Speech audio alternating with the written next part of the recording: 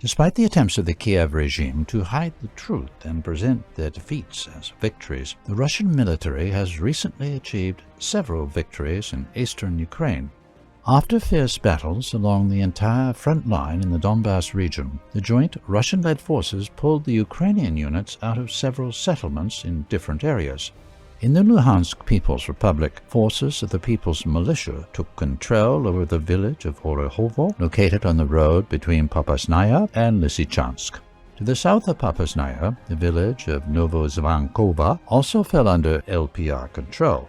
The town of Zolotoy remains under the control of the armed forces of Ukraine, but the military positions are heavily shelled by Russian artillery and the aerospace forces. Assault on the town should be expected, as the LPR units are close to surrounding it.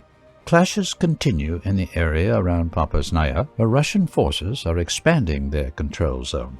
To the north, LPR forces are storming the towns of Kamyshavaka and Toshkovka. To the west of Lysychansk, clashes continue near Privolye and Belogorovka. Russian-led forces approach the outskirts of the city of Severodonetsk. No major assault has begun so far, while clashes continue on the outskirts. According to LPR military officials, the AFU grouping of about 15,000 to 16,000 servicemen is deployed in the Severodonetsk-Lysychansk region. To the west of Severodonetsk, Russian-led forces pull the AFU units out of their positions in the area of Liman. The DPR People's Militia claim control over the village of Drobyshevo. In the Donetsk People's Republic, the village of Novosilovka, second, located less than 10 kilometers north of Avdiivka, is also under the DPR control. Roads leading to the AFU strongholds in Avdiivka are already under the fire control of Russian-led forces. In the area of Gorlovka, DPR forces recently approached New York. The assault of the town continues. In the Zaporizhzhia region, positional battles continue. No advances are reported by any of the warring sides after the AFU failed to counterattack the Russian military a few days ago. The Russian Ministry of Defense revealed the details of the offensive operation of the AFU, which took place on May 14th near the village of Vishnevoe. 2 Ukrainian battalions were involved in the operation. As a result of strikes by Russian UAVs and artillery, 26 tanks and 12 infantry fighting vehicles were destroyed. About 100 Ukrainian servicemen were killed. Another defeat of Kiev's forces was the surrender of Ukrainian servicemen, including members of nationalist battalions from the Azovstal plant in Mariupol.